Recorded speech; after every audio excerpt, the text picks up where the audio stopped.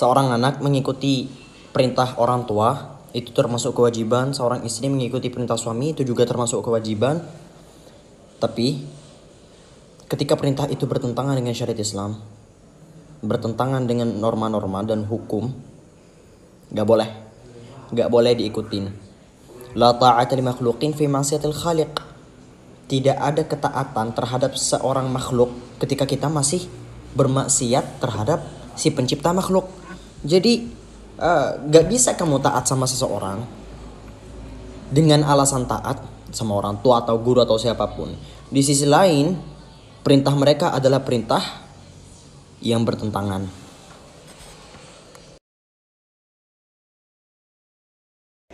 Lu lupa deh. Kenapa sih kita susah banget buat toleransi ke agama lain? Yang muslim menghormati yang non muslim, yang non muslim bakal menghormati yang muslim. Please, kalau ada orang lakuin ritual mereka tidak mengganggu agama kita, selama tidak mengganggu agama kita, please diem. Diem itu sudah merupakan sebuah kunci yang paling enak. Toleransi itu bukan ketika kita ngikutin ritual mereka, bukan. Toleransi adalah ketika kita diem, menghormati mereka. Mereka mau ngapain selama tidak mengganggu agama kita, diem. Ketika kamu menghina, kamu tidak menunjukkan esensi seorang muslim sejati loh.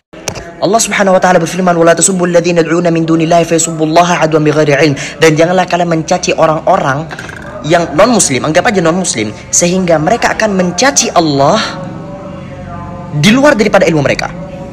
So ketika kamu sekarang mencaci agama orang lain, terus ketika mereka mencaci agama kamu, siapa yang salah? Kamu, karena kamu yang sumber permasalahannya. Kecuali kalau tiba-tiba mereka nyerang, jelas mereka salah dan wajib kita lawan. Tapi please, gak ada masalah terus kamu Oke, iya, let's do it. Sebenarnya dialek kafir itu sebenarnya gak sekasar yang kita dengar. Itu jadi kasar gara-gara beberapa orang justru menggunakan istilah kafir dengan nada yang kasar, dengan nada yang gak enak. Kafir lu. Jadi seakan-akan dari awalnya yang bahasa kafir ini tidak kasar dan justru enak buat didengar, malah jadi Dan sebenarnya itu istilah seorang muslim untuk menyebut orang di luar muslim, kafir. Namun sama aja kayak agama luar. Kayaknya aku dulu pernah baca bahwasannya orang Kristen juga menyebut orang non-Kristen itu sebagai domba-domba tersesat kan? Ya sama, istilahnya kayak gitu juga. Jadi please lah, buat para muslimin muslimat, jangan lagi menggunakan istilah kafir dengan nada-nada yang kurang enak. Sebab nanti istilah kafir ini lama-lama orang nganggep bahwasannya istilah kafir itu istilah yang benar-benar buruk. Padahal itu jauh lebih lembut daripada penyebutan-penyebutan lainnya. Jadi kalau kamu belajar bahasa Arab, di situ ada istilah bahwasanya kaidah nahnu itu digunakan pada dua hal. Mutakallim ma'al ghairi awil mu'azzim nafsahu. Subjek yang menyatakan dirinya sendiri bersama orang lain, yang artinya kami, kita dan sebagainya, ataupun subjek yang mengagungkan dirinya sendiri. Jadi istilah nahnu itu bisa digunakan pada dua hal. Seperti yang saya sebutkan barusan. Pertama digunakan dengan bahasa kami atau kita semua. Yang kedua digunakan sebagai istilah untuk mengagungkan diri Allah Subhanahu wa taala sendiri. Jadi gimana? Masalahnya ketika diterjemahkan ke bahasa Indonesia serba salah. Mau diartiin kami, nanti orang salah paham. Mau diartiin aku juga gimana gitu. Jadi ya udah diartiin kami, dan itu seharusnya para asatidz menjelaskan kepada masyarakat agar masyarakat itu paham bahwasanya istilah kami bukan menandakan bahwasanya Allah itu banyak, tapi pengagungan.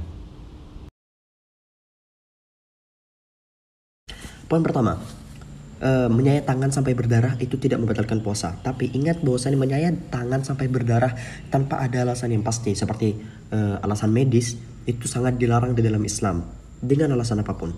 So, itu karena seorang muslim dilarang untuk menyakiti dirinya sendiri dengan hal apapun. La ta'ata li makhluqin fi ma'siyatil khaliq. Tidak ada ketaatan terhadap seorang makhluk ketika kamu bermaksiat kepada sang pencipta. Jadi sekelas orang tua aja yang kita sebagai anak wajib untuk berbakti kepada orang tua, ketika nyuruh anaknya untuk bermaksiat, gak bisa kita ikutin. Itu orang tua, apalagi orang lain. Cuma sekedar teman yang nyuruh, cuma sekedar netizen atau siapapun nyuruh kamu buat berhenti jadi orang baik, nyuruh kamu untuk berbuat maksiat. Udah, don't give up. Astaghfirullah, gak boleh. Teriakin aja, astagfirullah, gak boleh. Oke. Aku harap kamu tetap berhijab. Pengennya untuk hari ini gak mau bahas yang serius-serius dulu. Pengen main-main doang untuk seharian. Cuman gatel banget buat jawabin pertanyaan ini. Jadi sholat itu ada dua. Kalau semisal sholatnya adalah sholat wajib, maka yang harus didahulukan adalah sholat. Karena menjawab panggilan orang tua hukumnya wajib. Sholat wajib hukumnya ya wajib. Jadi sekarang mana yang lebih wajib? Kewajiban yang hubungannya sama Allah apa kewajiban yang hubungannya sama orang tua? Ya yang hubungannya sama Allah dong. Tapi ketika sholat sunnah, ingat ya, sholat sunnah nafilah, maka hukumnya dibatalin sholatnya. Karena hukum sunnah bertemu dengan hukum wajib, maka yang didahulukan adalah hukum wajib. Dah gitu.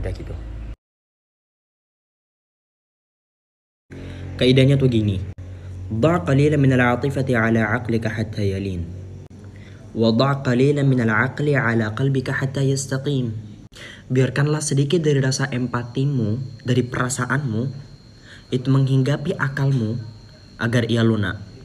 Dan biarkanlah sedikit daripada akalmu menghinggapi perasaanmu hingga ia memiliki prinsip.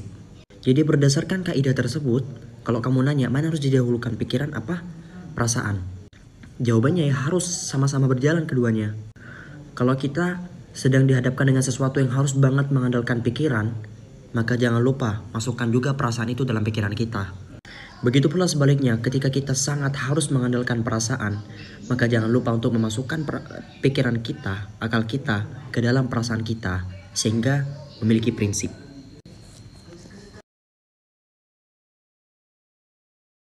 Ketika haid, yang gak boleh itu sebenarnya cuma baca Quran dengan niat baca Quran. Kalau kalian baca Quran tidak dengan niat baca Quran, contohnya buat zikir, zikir pagi sore kayak baca ayat kursi, zikir pagi sore, baca qul huwallahu ahad, qul a'udzu birabbil falaq, qul a'udzu birabbin nas pagi sore, itu gak masalah asalkan dia tidak baca Quran. Apalagi cuma sekedar untuk menjawab azan, untuk berzikir-zikir yang lain kayak Allahu akbar, subhanallah, walhamdulillah. Makanya kalau haid itu jangan diem doang, tapi perbanyak zikir sama Allah Subhanahu wa taala. Hidupnya biar berkah.